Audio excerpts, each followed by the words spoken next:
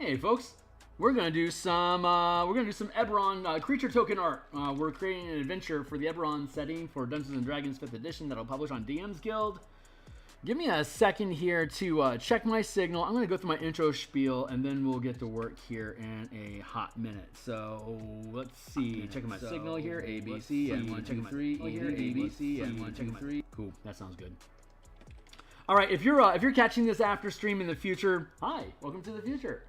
And you can skip past, if you've been here before, you don't want to hear it again or whatever, you can skip past like maybe a minute or whatever, and I'll catch you when we're actually into production. But for those of us that have been here before, or if you're here live with me now and you can't escape, hey, welcome to the present.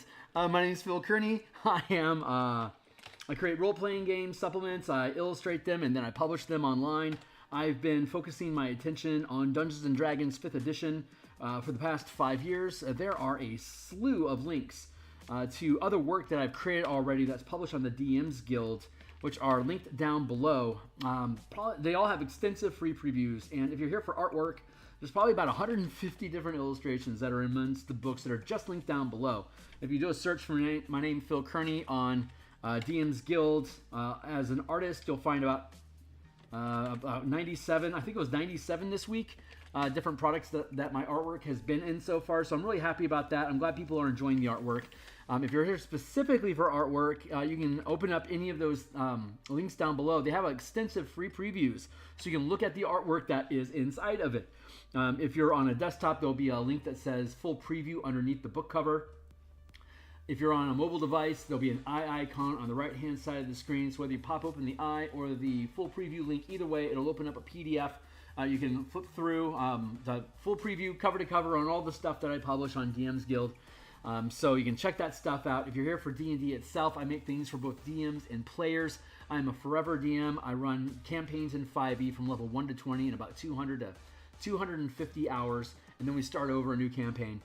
So the stuff that I build are meant to be played throughout the entire course of the character. I have extensive experience running high, medium, low-level games, and the stuff that I publish are things that either I found that I needed to run the game that I wanted, or I wanted to run a game built on that theme, so I had to build the mechanics to make it work.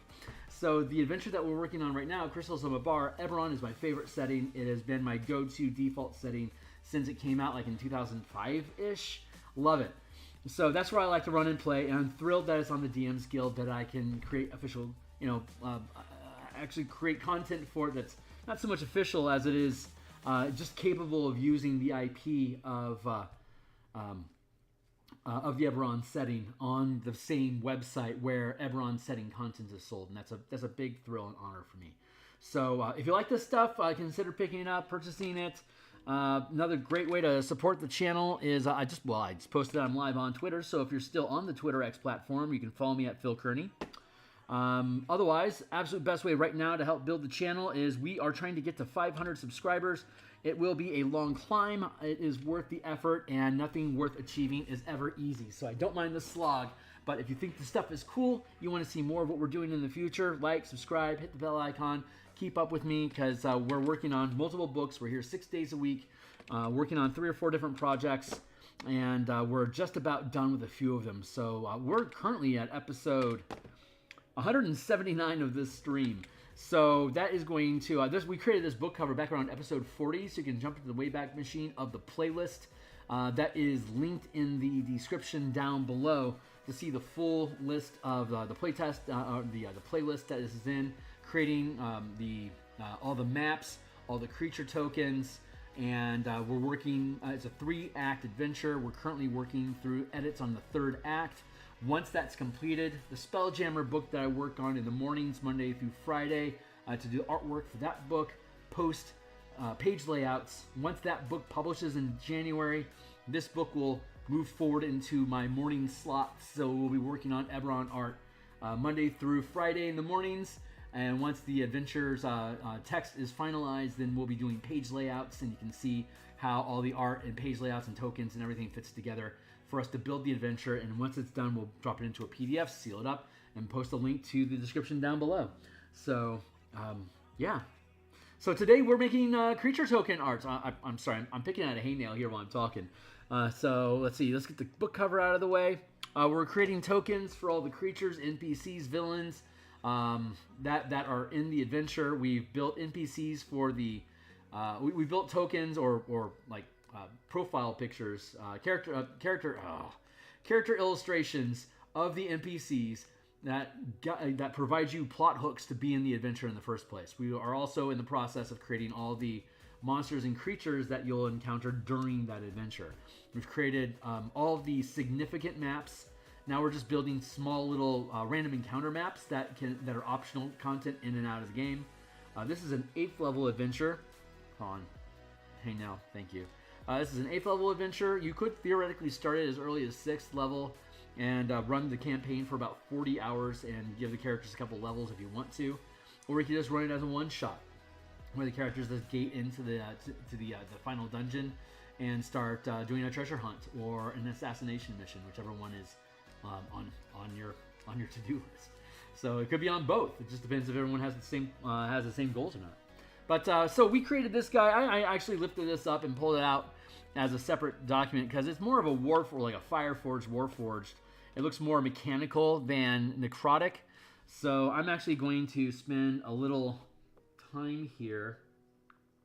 I'm going to set a 20-minute timer here, and just futz around with this guy before we move on to there's Sturges after this one. Is that right?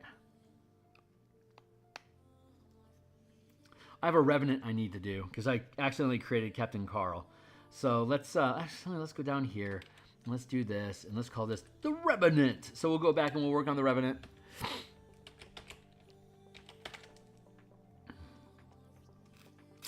This is Captain. This is the character that we made last week, along with this brute, and that doesn't meet the description of a Revenant at all. So I'm thinking about just making that one of the NPCs, Captain Carl, the lieutenant that oversees the mercenaries that act as the security detail for the necromancers that are attempting to awaken the Eye of Mabar to force a manifest zone to summon in Carnath Woods in Carnwood a manifest zone to the plane of undead night and things that go bump in the night. Undead darkness and things that go bump in the night. The plane of Mabar. So hence the crystals of Mabar is the soil that exists in the world of Mabar. And hold on, let me turn off my brain here real quick. I'm going to duplicate this layer here, there. We're going to go to black and white. I'm going to drop down the size of the brush. Apparently I have a ping here, so give me a second.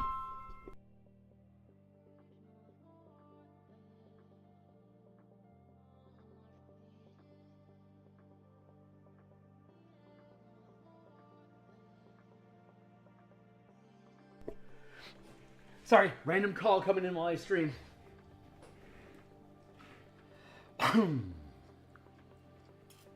Back at it.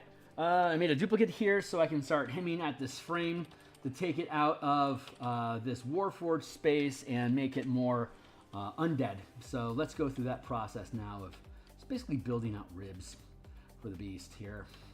That will immediately start to give it an undead vibe instead of metallic vibe. And I can get rid of that front fairing and replace it with something a little more undeadly. This will all work out okay.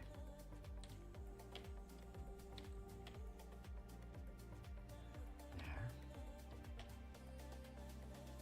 There.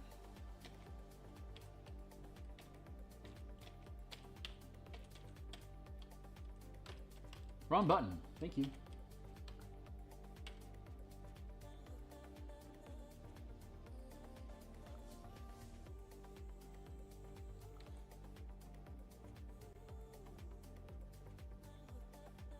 The what? What the funk? What the what? The what the funk? Yeah?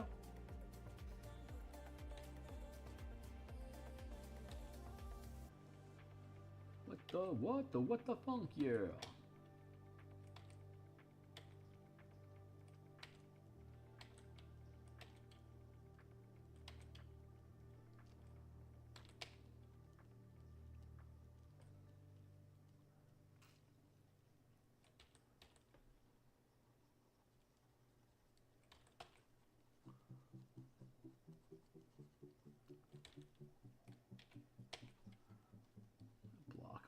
in. We can rebuild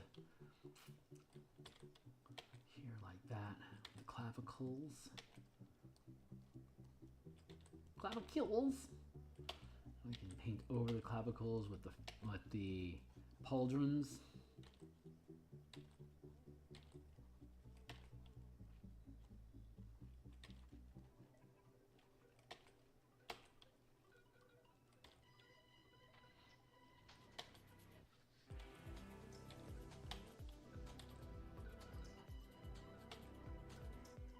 There we go. Nice. Good rebuild. Let's thin that cage up a bit so we got a little bit more.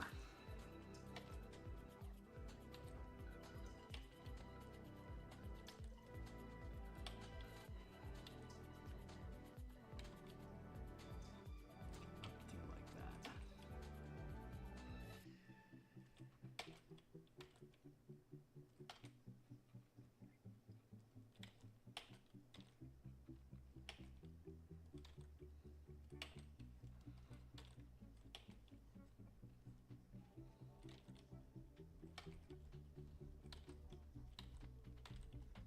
I'm keeping that spirit head thing. I dig that. That's cool.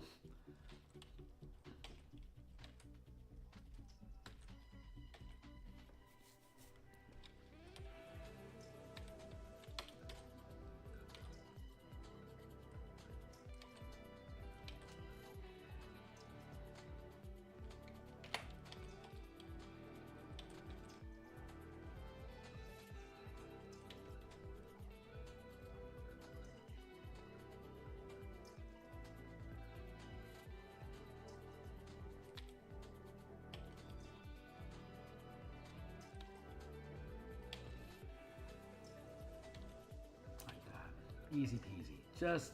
Just gotta change up some of the decoration a little bit to give it a more undead than mecha sort of theme. And we can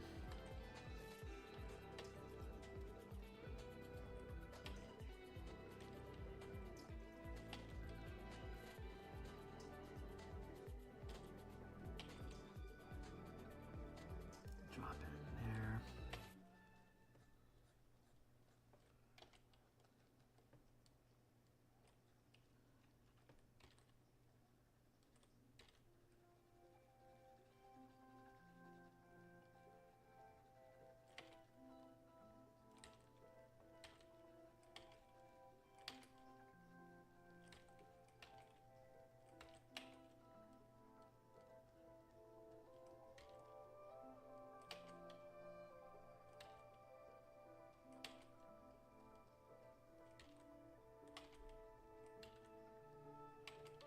There.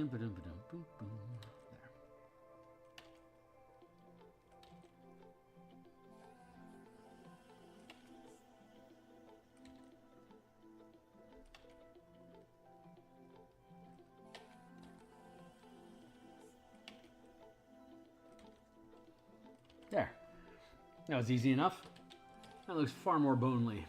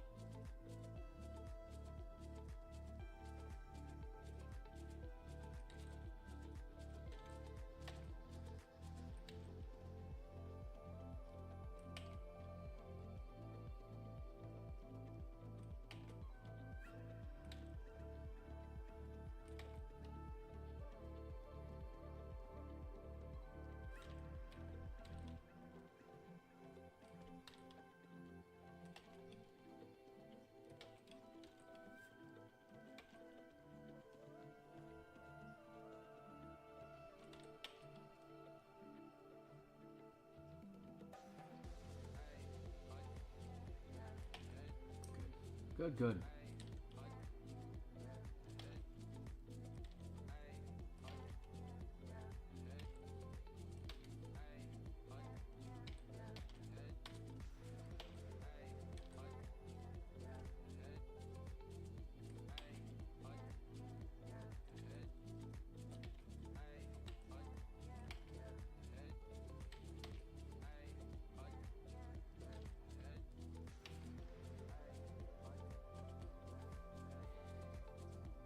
Yeah, that feels pretty good.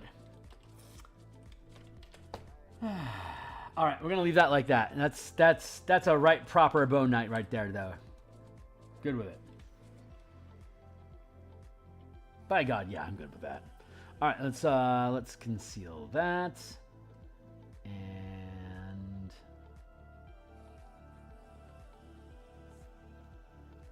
Revenant.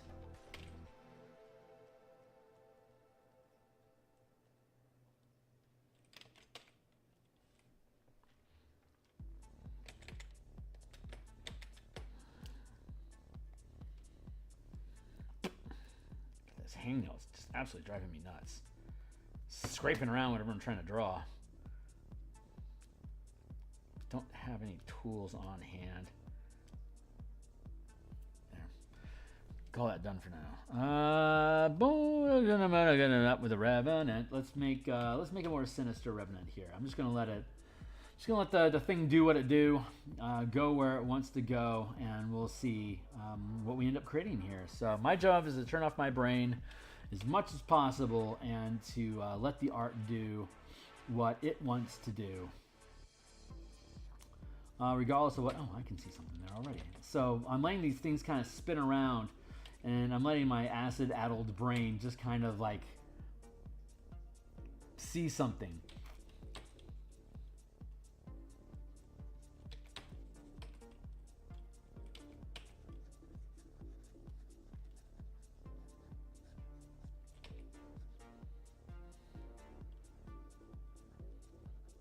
Maybe you can see it too.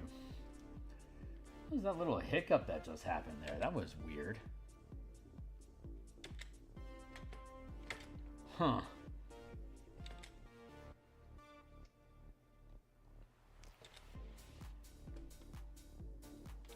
Alright, well, let's just keep at it.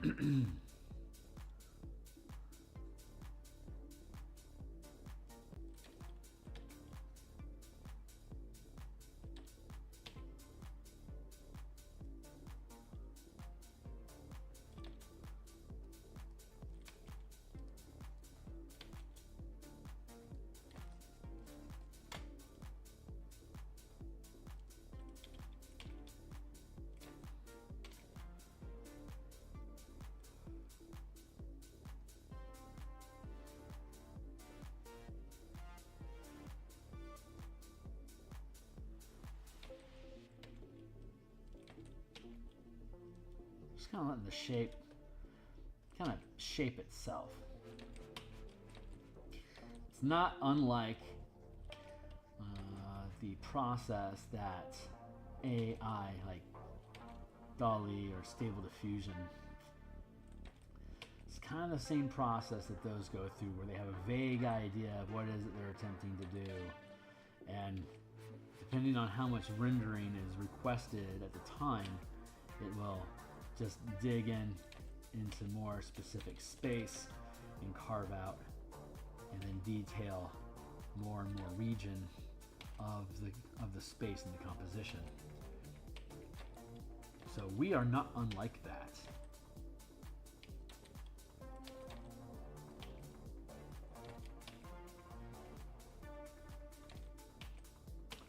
I also don't have necessarily a lot of control over what it is that I end up illustrating. It just kind of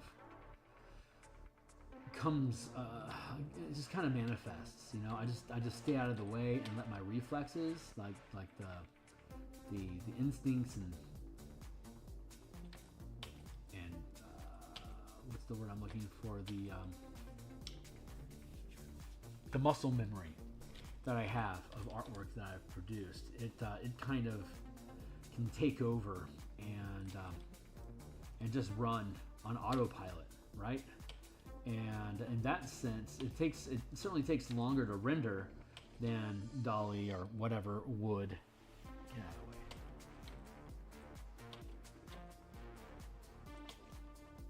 But the effect isn't that different, except that it's only uniquely my style. You know, I can only render the way that my muscle memory has learned to render. So all the years that I spent crafting my art to get good at sketching characters, that's the visual library that my brain is pulling references from as it's rendering out details for me. And that is what my style is, the adaptions and solutions that I've come up with to resolve my inability to create photo perfect art of whatever it is that I might be imagining in my mind. The style that an artist creates is a compromise where I know this isn't actually reality, but because to a certain degree my art is symbolic of what life is, then the style that I use becomes it's an aesthetically, like an artist that survives creates an aesthetically pleasing solution to not reality, but like a version of it, you know, like not so much a caricature because you're not mocking it. Just I'm gonna flip this. I'm gonna flip it for real.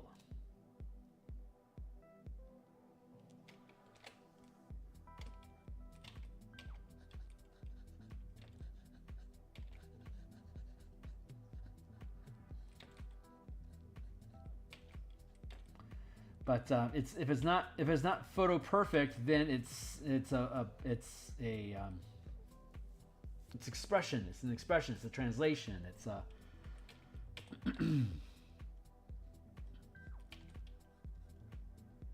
it's your translation of what it is that you see.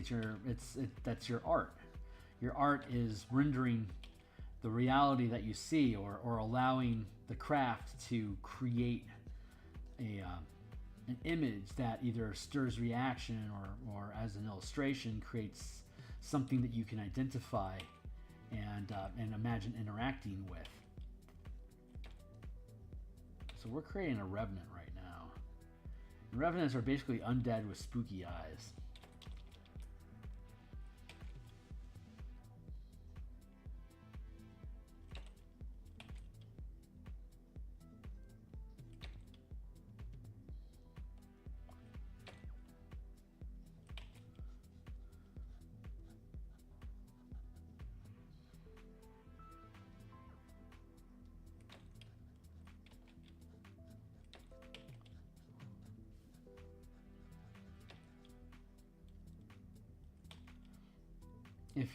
If you want your revenant to be an ally or a potential ally to your team, as a sentient creature that is capable of providing clues and help to the party, you want them to be less disgusting.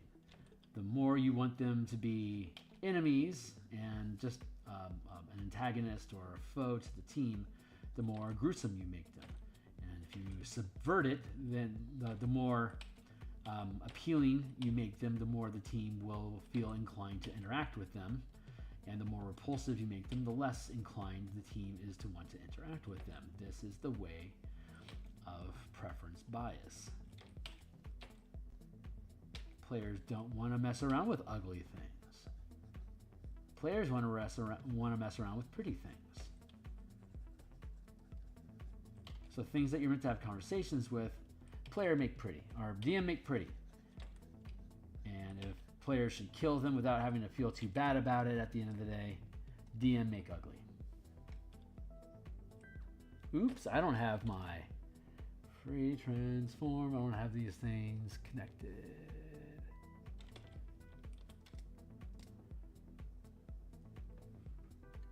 There it is. Let's bring that in a bit.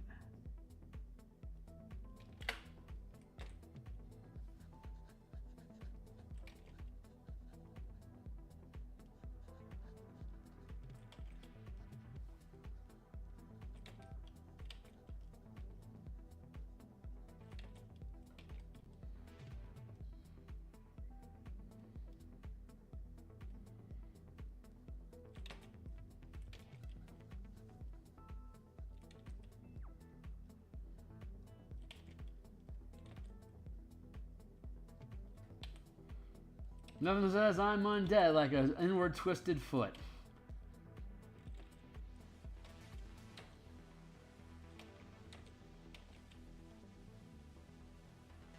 So it does a pretty good job of.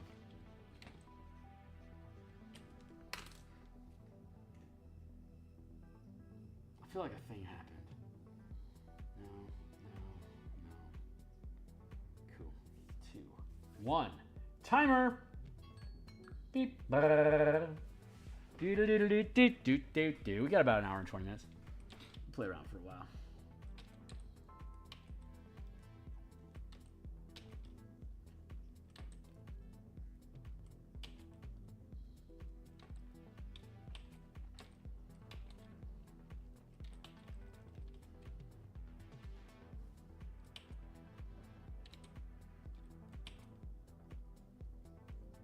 You don't mind gore, right?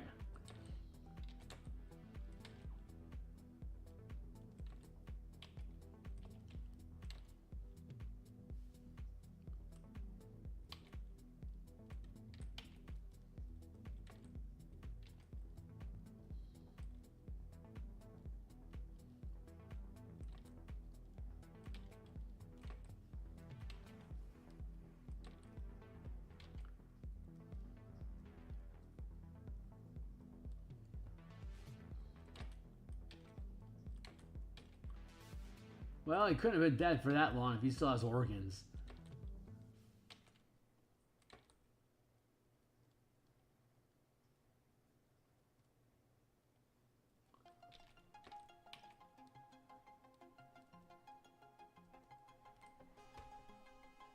Stay on the screen, Kearney, huh? See, you can see the face inside there, right? It's my job to pull it out.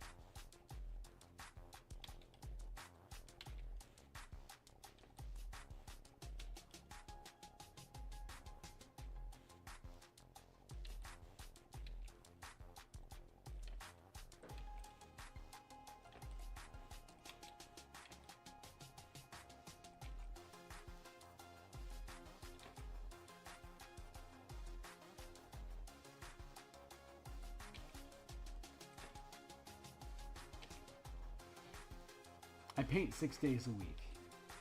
I paint Spelljammer Adventures in Space art on in the mornings, Monday through Friday. Currently, I do a book cover commission for a 12th level adventure for Dungeons and Dragons that I'll also be publishing on DMsGuild. I paint that for a few hours as a commission on Saturdays, and then Monday and Thursday nights, like tonight, I do token art. And when the Spelljammer book finishes, we'll be doing the Eberron art Monday through Friday in the mornings.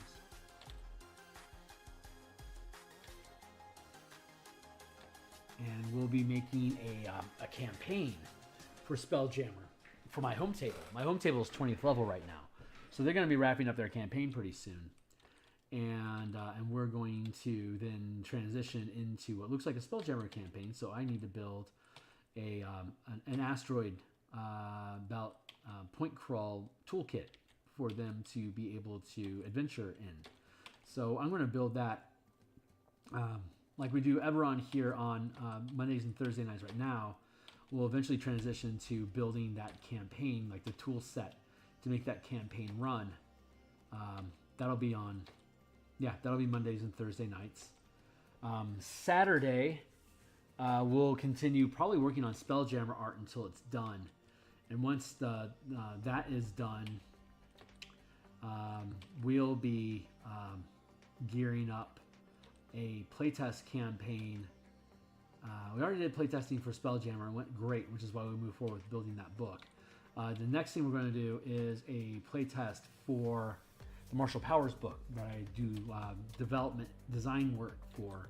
Martial Powers is a magic system for martial characters that don't need spell casting or even necessarily concentration to make their magic go. We've been developing that on Monday, Tuesdays, and Friday lunchtimes. And so Saturday we'll probably spend time developing a hex crawl toolkit for martial power characters to playtest through as like 3rd to 7th level. And you can check out we're on the 96th. Tomorrow will be the 96th episode of the Martial Powers development stream. So we've been building that one for about a year now too.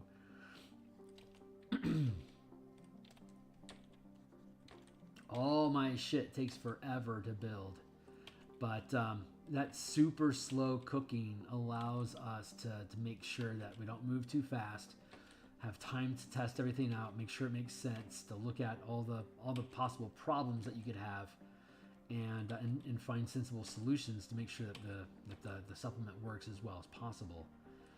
And if I could produce things faster, I certainly would love to. But that's currently my rate of speed. I'm very slow. And once we actually get the document done, then and the playtesting done, then we'll do the layouts and all the artwork for it, just like we do for this book and for the Spelljammer Combat and Exploration. And that'll take a number of months also. So we've got a lot of projects that take a long time to build, but they're I think they're powerful tools to really expand what you can do with 5th edition, just in general, just as a system of inspiration, to be able to provide some interesting mechanics from a perspective that people don't think about a lot. So hopefully it's going to have the ability to add some interesting points to the conversation about like how campaigns should be ran, or what's your sense of scale on campaign, or what kind of abilities should martial characters have compared to spellcasters, and of course color mana for spell point variant rules for Magic the Gathering campaigns, having a unified color mana system that all 13 characters can use the same language of expressing color mana inside of like Ravnica, Strixhaven, Theros, or well, I use color mana in my Eberron campaign because color magic as a colors as a 5 different colors is such a powerful narrative. Like there's so much good narrative you can get from like this flashbang magic's using red, this life draining stuff is using black magic, this healing and protection radiance that's white magic.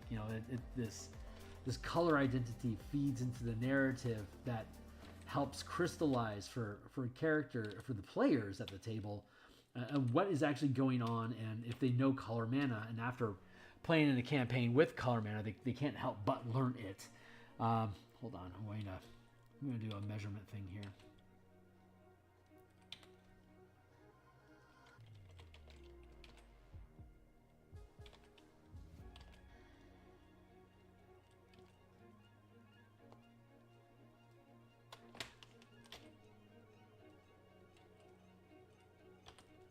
Okay, that's not bad. Okay, we definitely need to get rid of this dangly bit.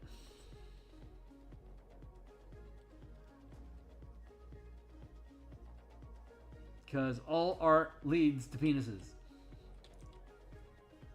That's just how art does. It's all peeny vajayjay. That's all art is.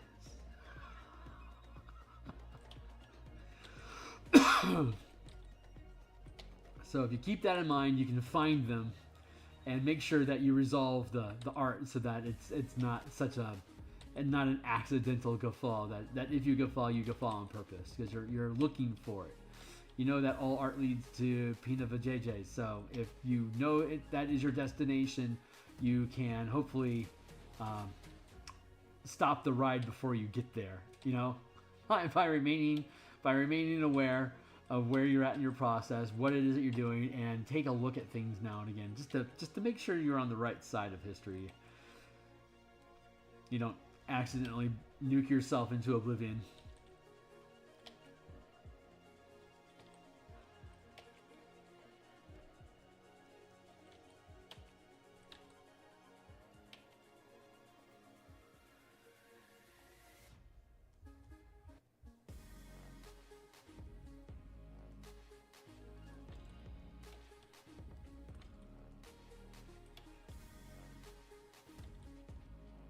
Nail up, do.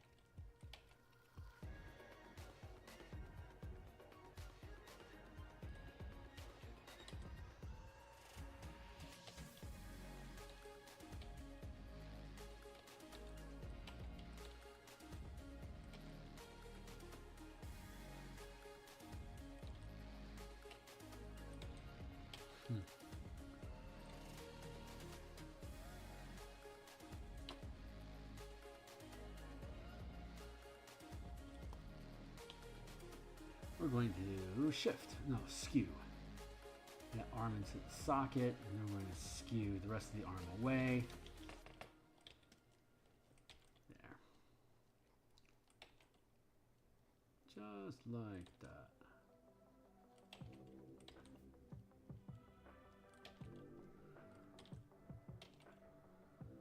Clavicles in place.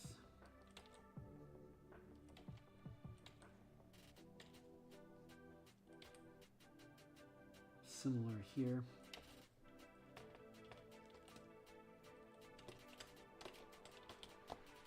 For transform, skew to here and skew to here.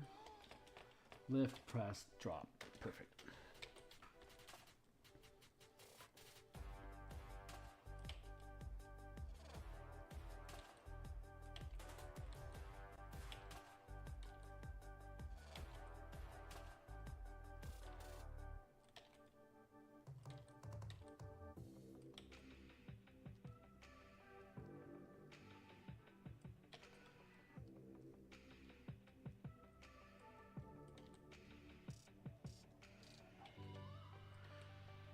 Big old lumpy organ things. God knows what's crawling around inside this icky thing.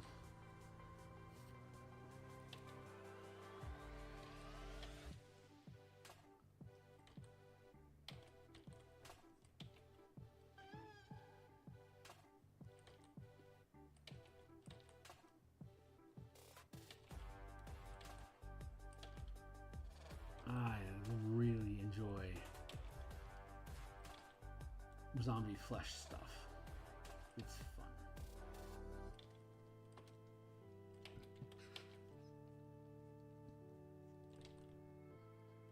Thin that down a touch.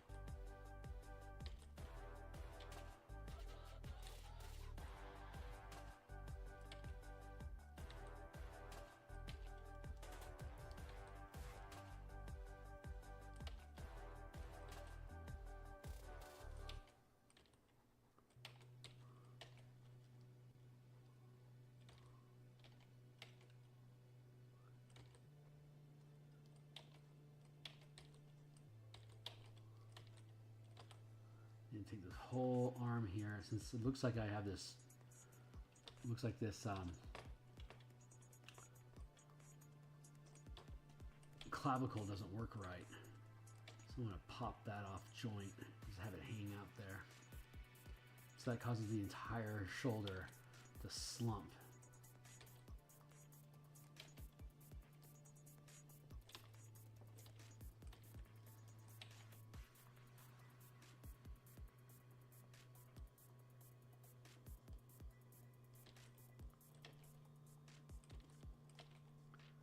Yeah, what a crap body to get stuck in trying to avenge your death in. Thing barely fucking functions. If I was this Revenant, God, I would be complaining endlessly.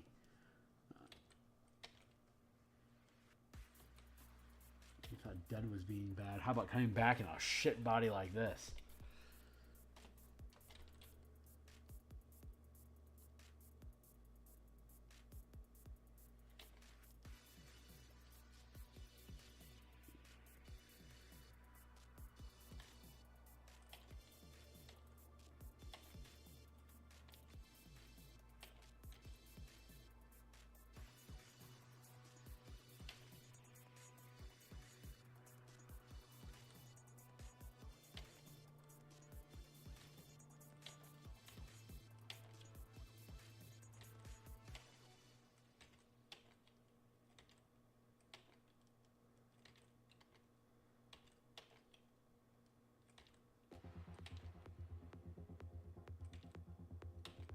Go, chip chop chubby chip charam.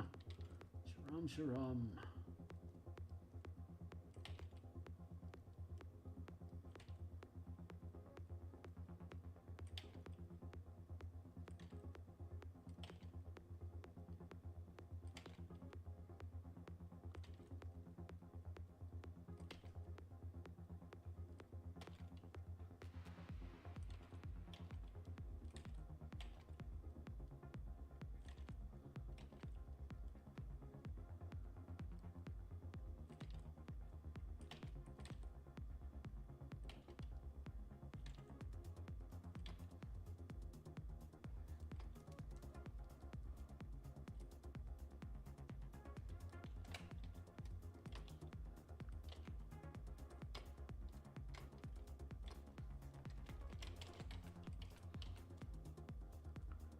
One, two, three, 4, 5,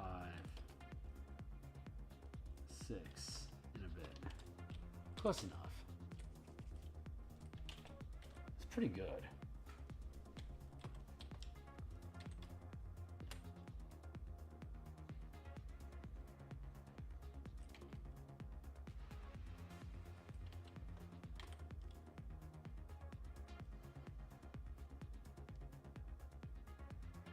No, I feel like this could be more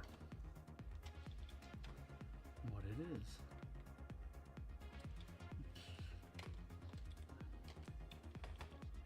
Let's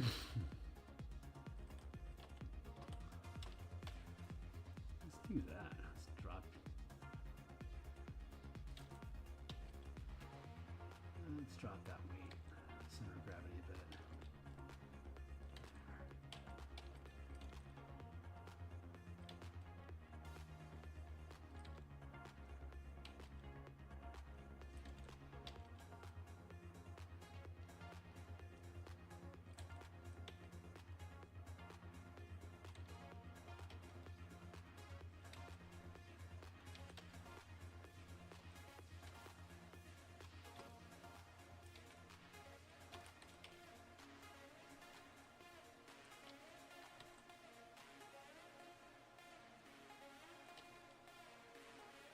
Let's do like that.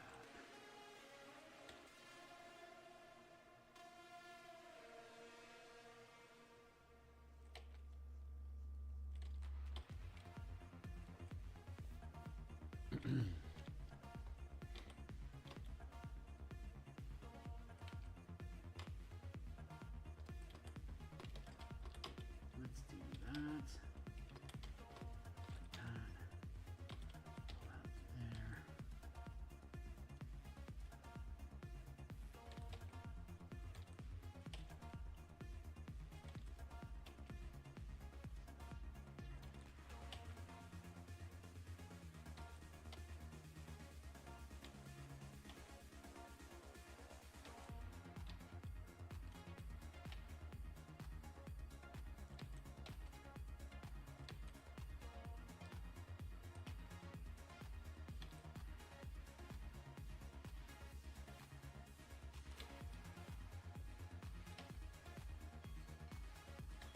I hear you, timer. That's pretty timely. Thank you.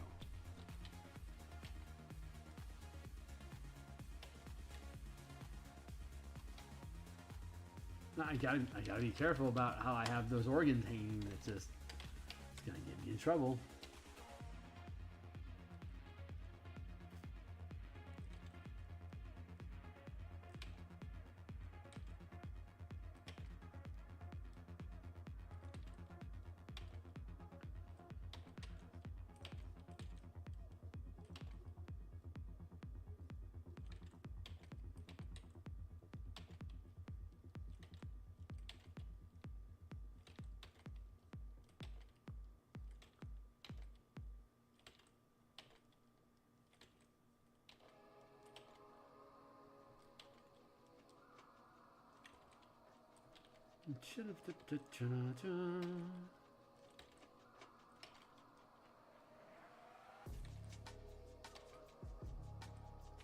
Yeah, the purpose of these streams is mainly twofold. Threefold, really. I mean, to be real. First off, is because these projects are so large, there is a reasonable risk of burnout occurring halfway through them.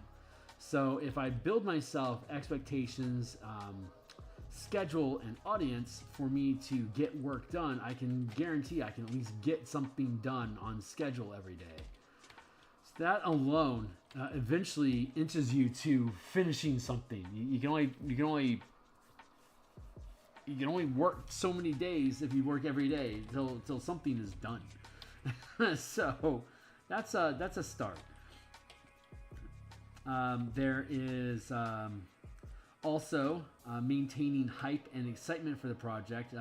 Aside from just burnout, there's also enthusiasm and motivation and inspiration for the project that you're working on, and that's I'd say it's very close to burnout, but it isn't quite the same thing, because you can crack through a project, but if you're not excited about the project, it's just, why are you doing it, So I often stream what I'm working on so that I can infect others with the enthusiasm that I have for whatever it is that I'm working on, which kind of curves into the third thing, which is obviously promotion.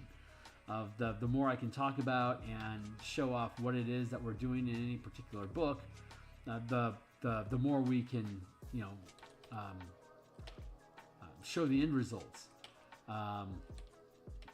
And then the third actual reason, that motivation and not burning out and remaining inspired is kind of the same thing of just not burning out. But the third reason is I just had it. I lost it. Hold on. A lot of people don't know what it takes to build a PDF, like how much energy or effort it takes to work on a role-playing game supplement, much less alone building your own role-playing game, but even just creating supplements for something that already exists, like Dungeons and Dragons 5th edition. That's my game of choice, and regardless of who is the caretaker or lack of caretaker for the IP and the game and the hobby itself at the moment, it remains D&D remains my favorite game, and my first role-playing game, my first creative endeavor in the world of building worlds. So I will always have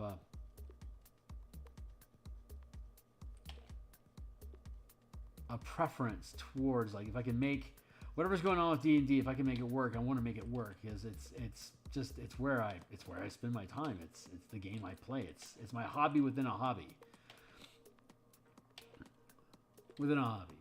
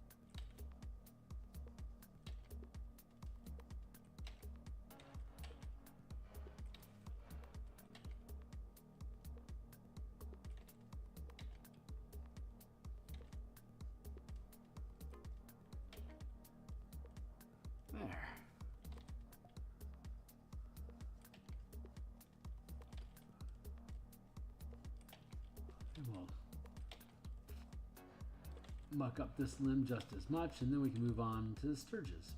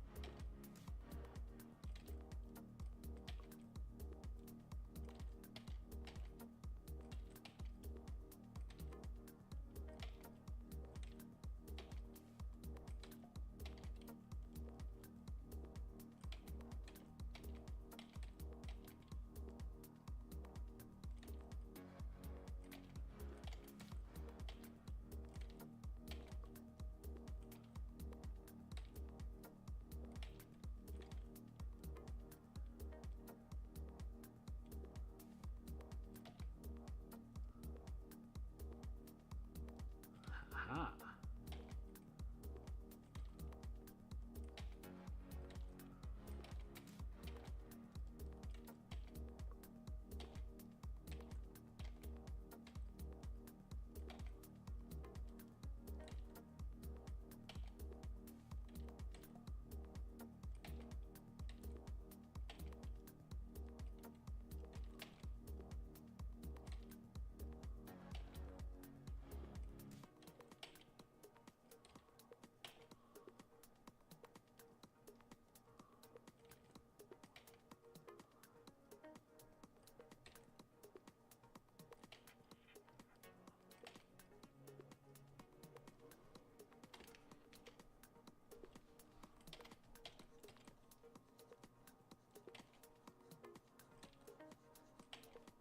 Just like that. There you go. Nice and skinned up.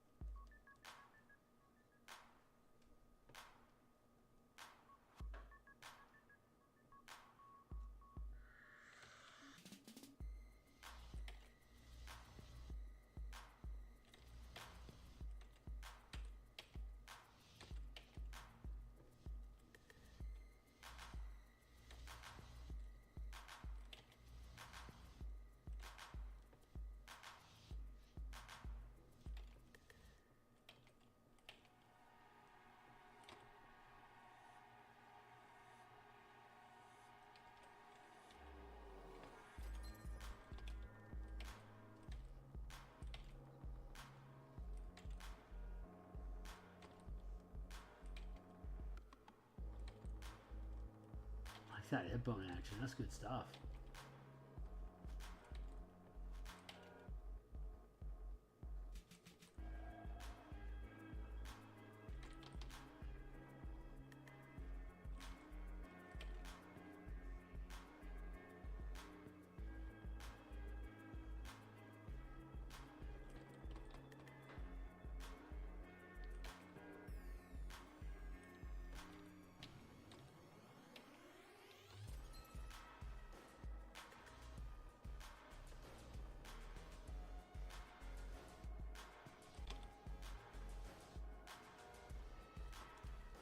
Do that.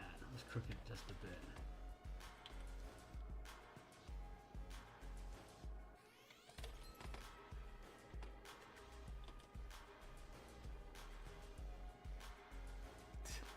That's a decent sketch. I'm pretty happy with that. How long have we been running?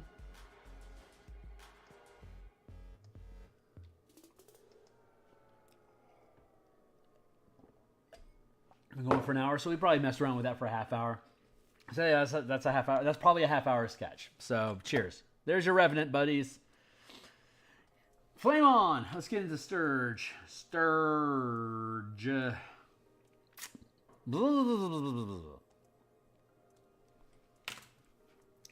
Let's look up the official definition or description of what said Scourge is.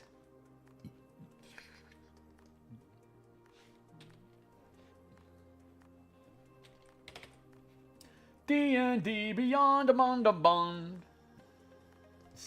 Sturge. Sturge. Yeah, we've been here for an hour or so. Let's see. Was it 8:45? Yeah. We'll see. Maybe we'll bounce out of here after an hour. Who knows? Spend a little extra time finishing up that book cover so our Saturday morning plate is clear again. Well, we'll see. Let's see. What the fuck? That's a stupid looking thing. Hold on.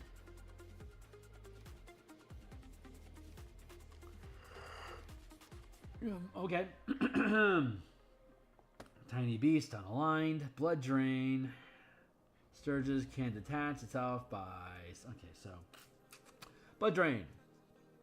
Melee attack, hit, damage. And the Sturge attaches to the target. While attached, the Sturge doesn't attack. Instead, at the start of each of the Sturge's turns, the target loses 5d4+3 hit points due to blood loss. The Sturge can detach itself by spending 5 feet of its movement. It does so after it drains 10 hit points of blood from the target, or the target dies. A creature, including the target, can use its action to detach the Sturge. This horrid monster looks like a cross between a large bat and an oversized mosquito. Its legs end in sharp pincers. Its long needle-like proboscis slashes the air as it seeks to feed on the blood of the living.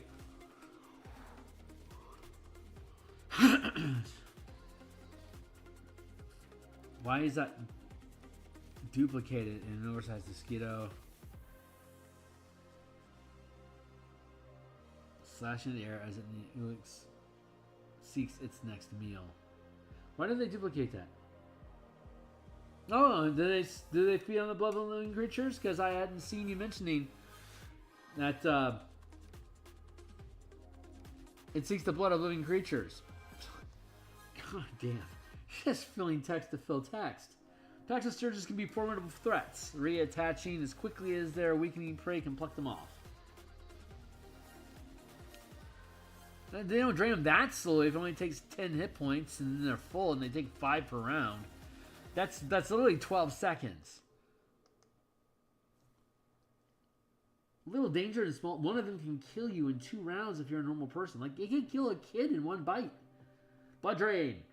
Attacks by landing on a victim, finding a vulnerable spot, and plunging its proboscis into the flesh while using its pincher legs to latch onto the victim. Once the Sturge has sated itself, it attaches and flies off to digest its meal. Is that after 10 hit points and 2 rounds of draining blood, maybe?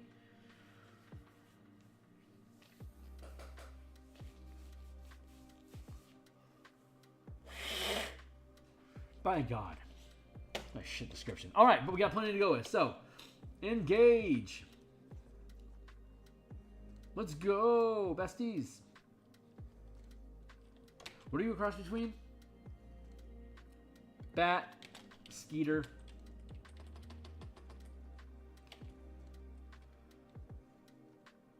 Let's go to 2nd edition.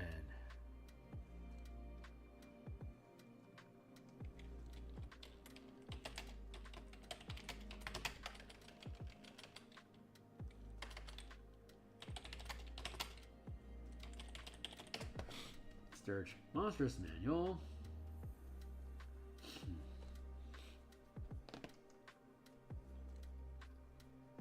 Let's get a second opinion. funk out of Dodge. What's going on? Cock blocking beats.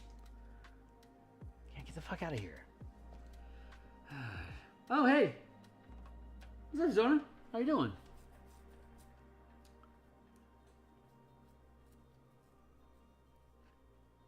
Monsters Companion Volume 2. The Surge appears in the first Monsters Companion Volume 2. Jungle Surge, Desert Sturge. Let's go find another version of it. Sturge. Sturge.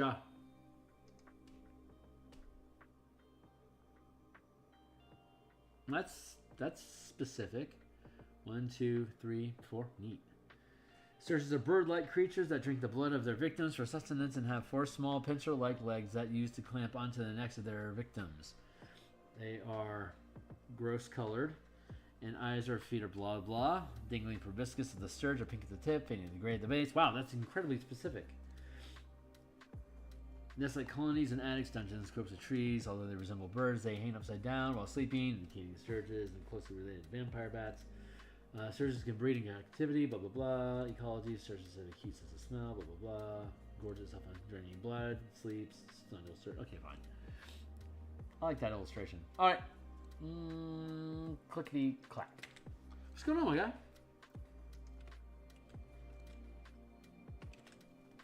Yeah, no kidding.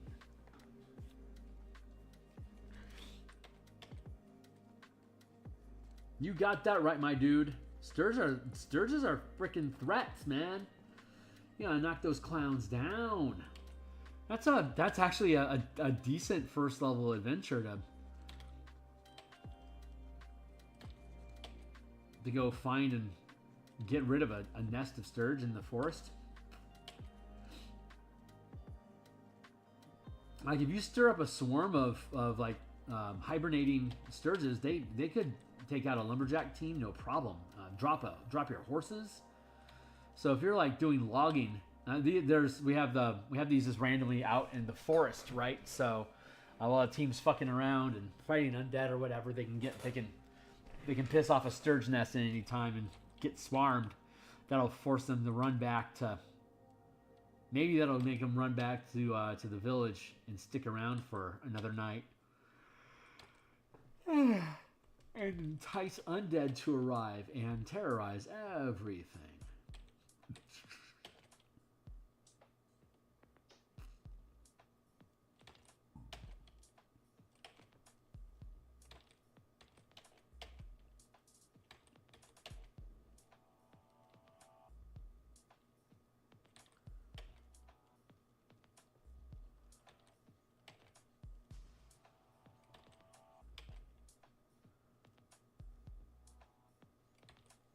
Be careful about how we depict long dangly things. Can't have that too big, otherwise we won't be able to reach.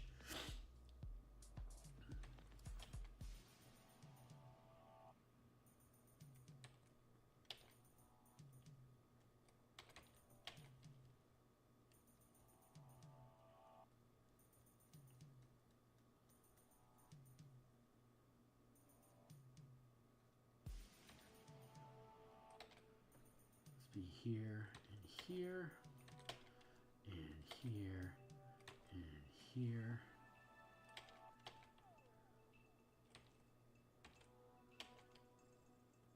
I wonder if baby sturges sap blood from parent dirges.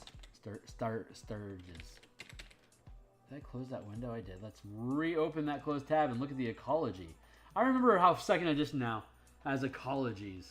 So they have an idea of how these creatures are. That's extra mile, buddy. Habitat Society.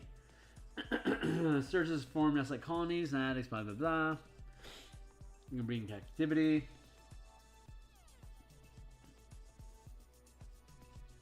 Sturges have an acute sense of smell.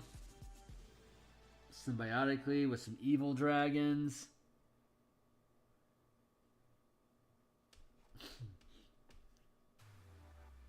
During the period, jungle sturges. vulnerable at that time.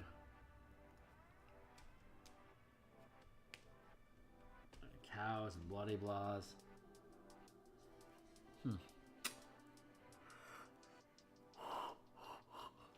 No mention of how they reproduce or how young survive.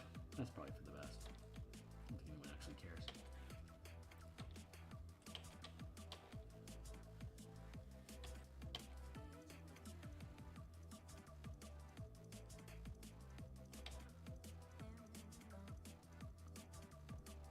Zona, man, what you got going on?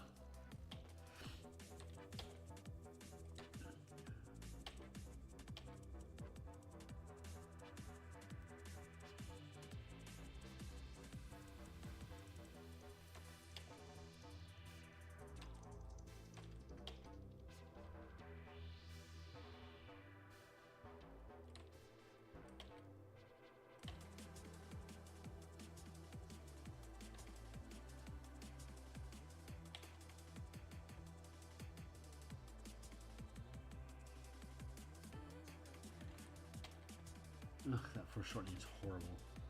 In Oak.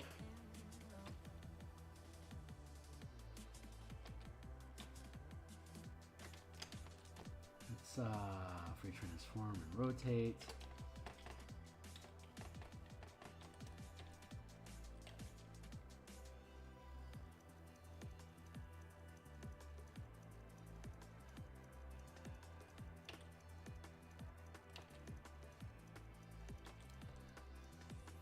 Flip horizontal now, baby.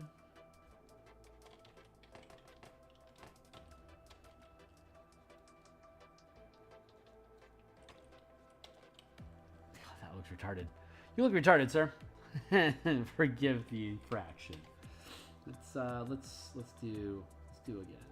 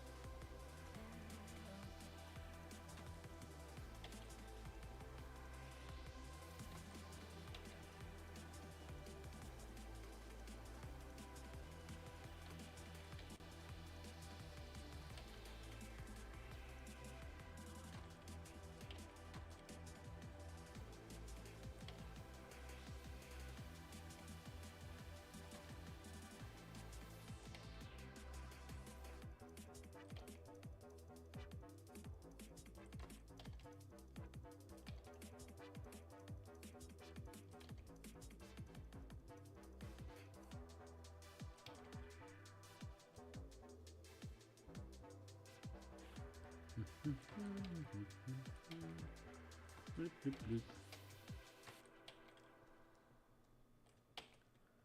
Here we go. Chip, chop, cherry, cheru, cherum.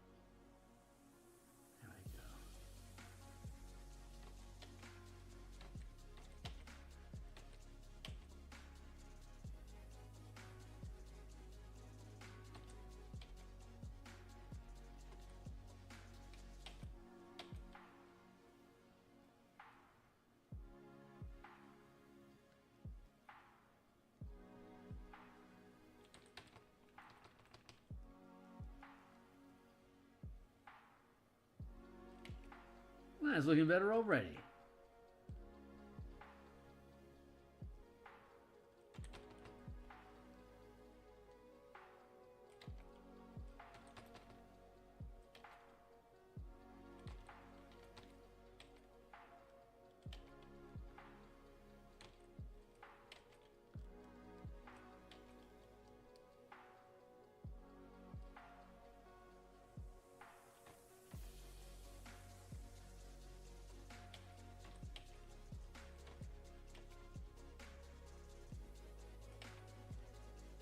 awkward feather thingy.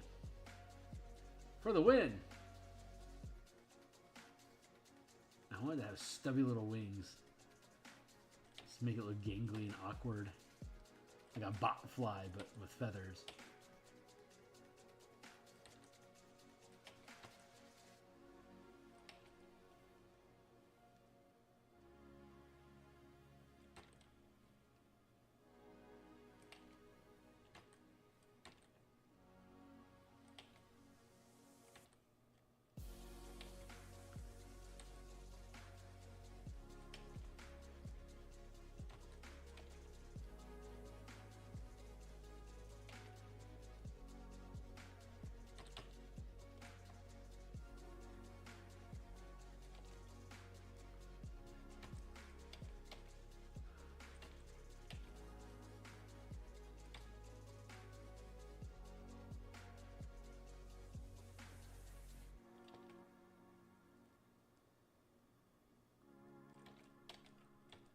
You drop them down really low.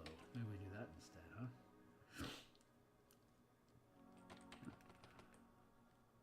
Awkward little monster.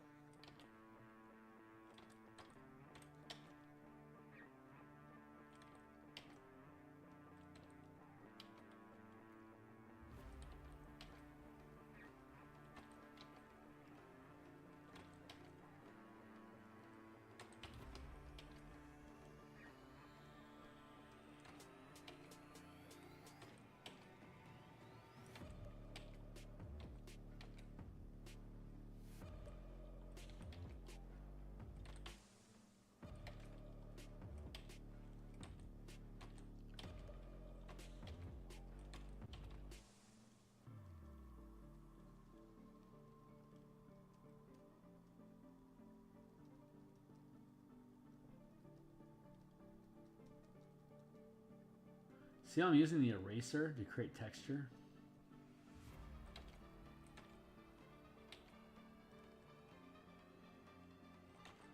So I put an underlayer of color underneath it. So I can use the eraser to create texture and highlights out of blocks of darkness. So I can layer in texturing by adding lines and then erasing them in a different pattern. You see me doing that this morning. If you go check out, was it episode 290? No, 276. Episode 276. That was today from the Spelljammer art stream. I was creating a yard full of bushes and foliage. And I use that same technique of adding color and then erasing it using different brushes to create overlapping textures.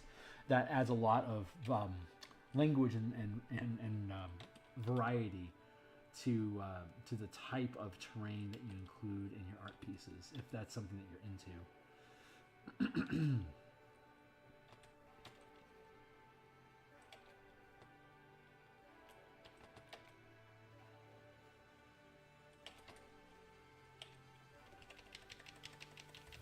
No, there we go.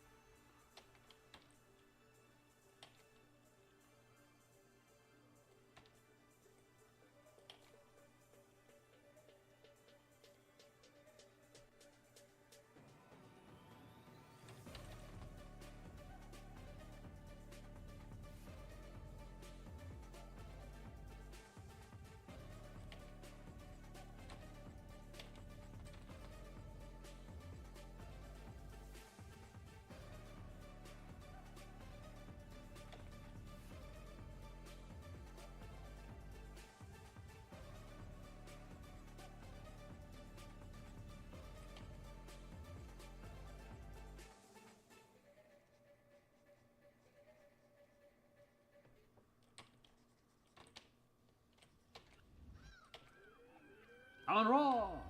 Meow.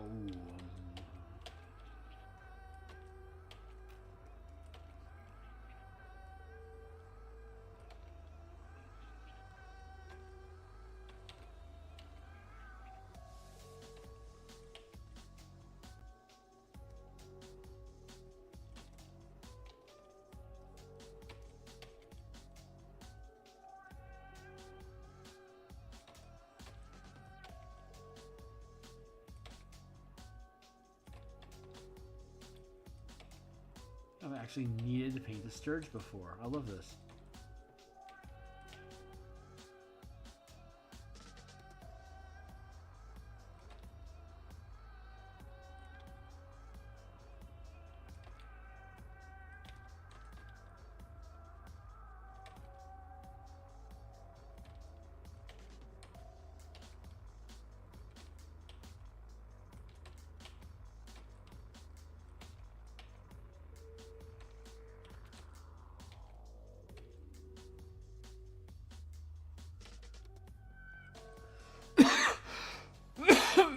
Excuse me.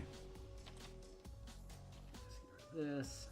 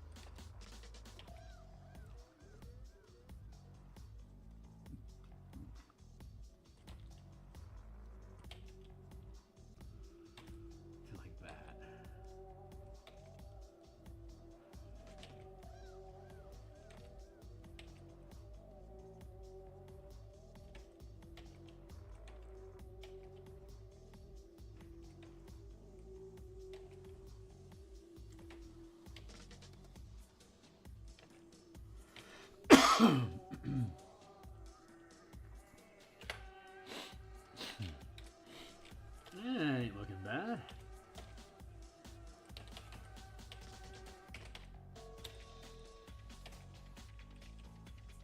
Whoa, whoa, wait, no.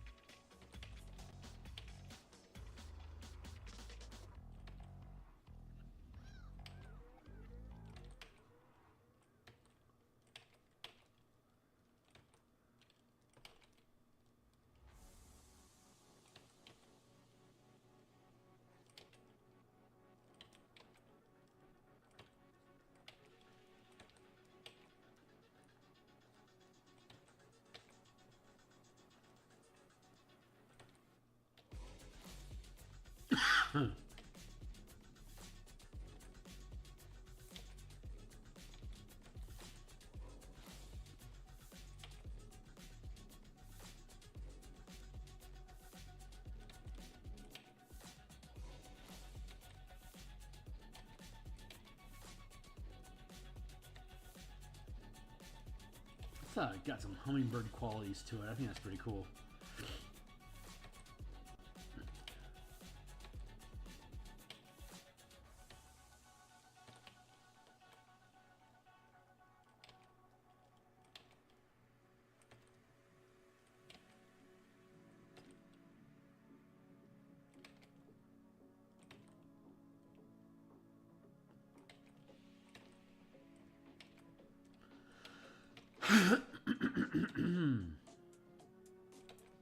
Just about done with that cold I had last week. Well, 2 weeks ago, honestly. I'm just not bouncing back as fast as I used to. Oh well. They'll catch me eventually, I'll die.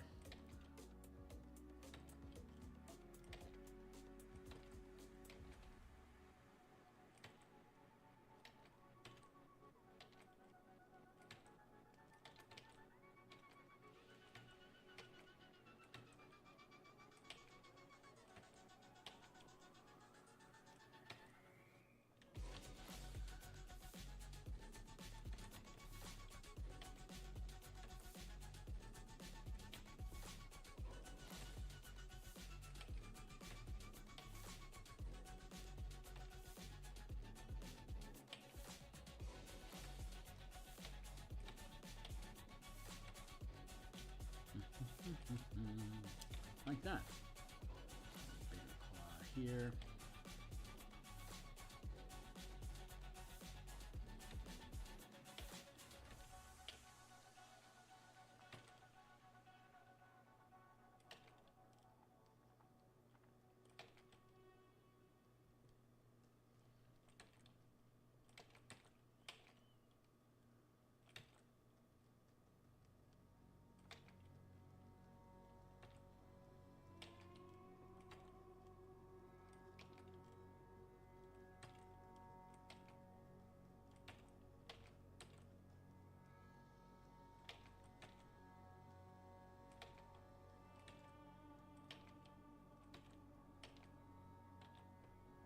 No.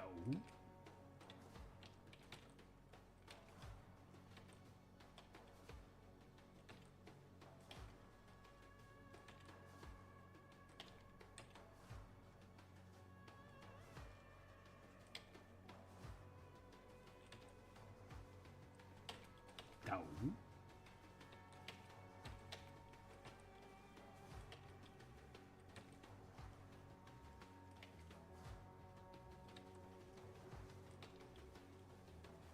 Oh, that's cool.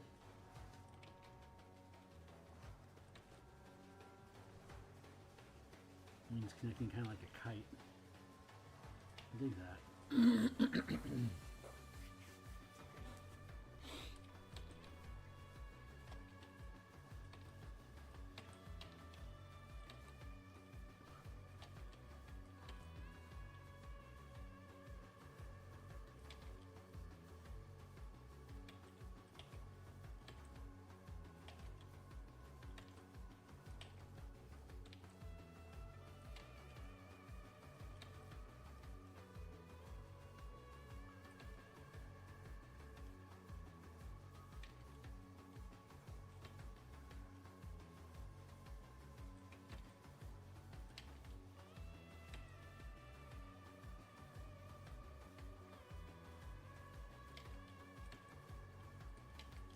Let's just get that blended in like that.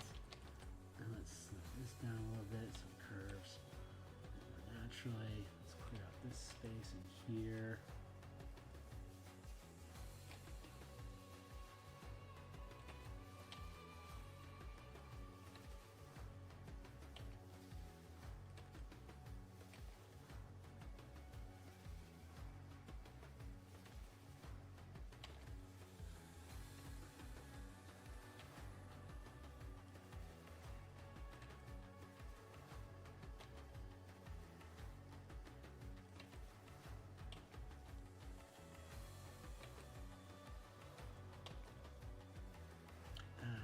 There.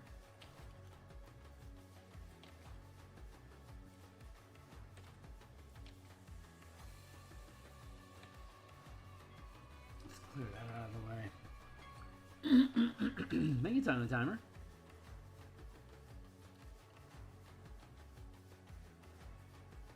Marf.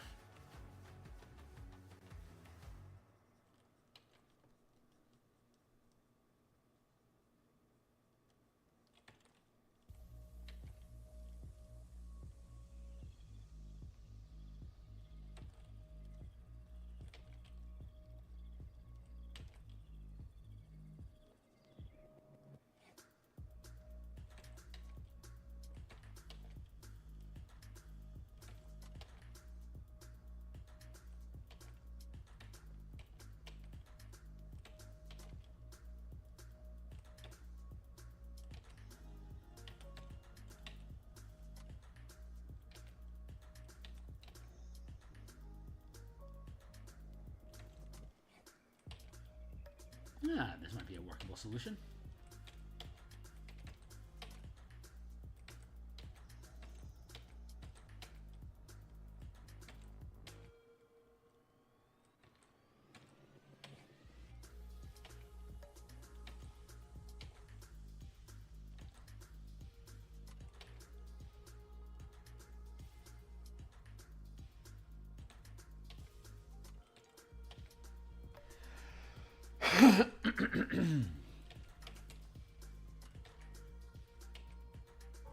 Just gotta resolve how these things sync together think once I figure that out, we'll be at 9:30, and that'll be a donezo for the day.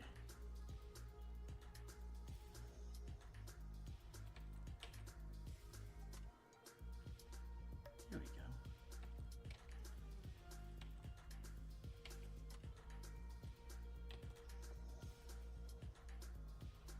Pull that back just a touch.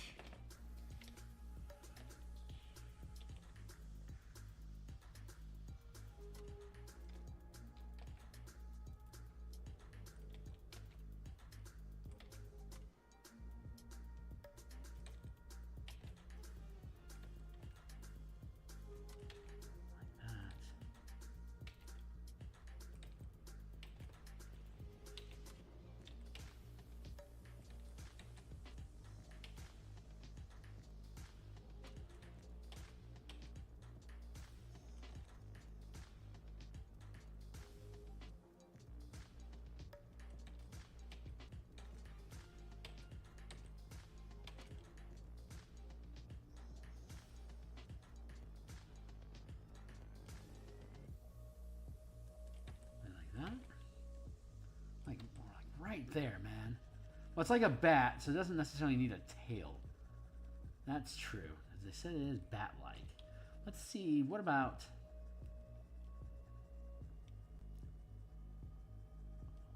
What about really drawing that out? Pardon the pun. There's that.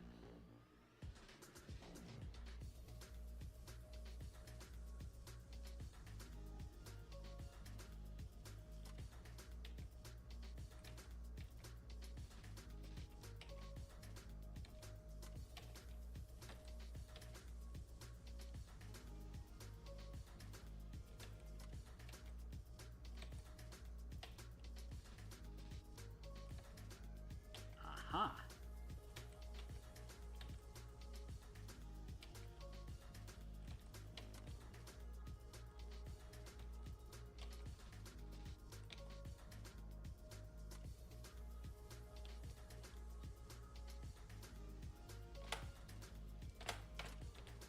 Like that. Whoop, whoop.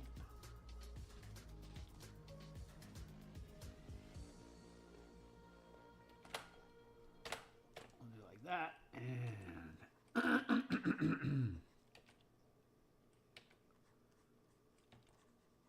pull here, do like that.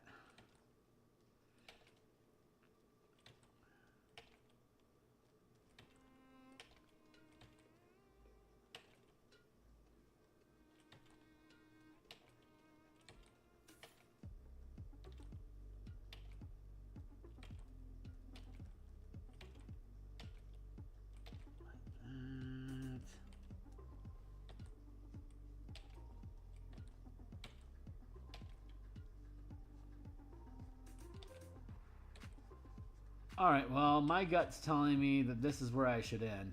I don't know why. It's just that's what it says. It says you should stop now. So I'm going to go ahead and stop now. But we're going to be back doing more of this on Thursday.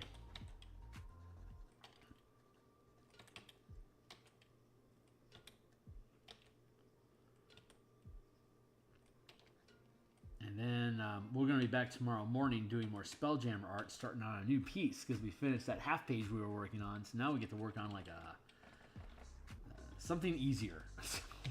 Whatever it is that we're working on is going to be easier than what we did. So from here, it's smooth sailing, my friends. It should be pretty easy going. God, knock on wood.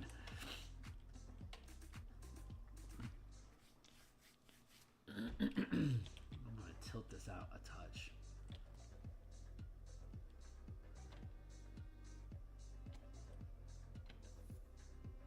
Like that, and then let's warp.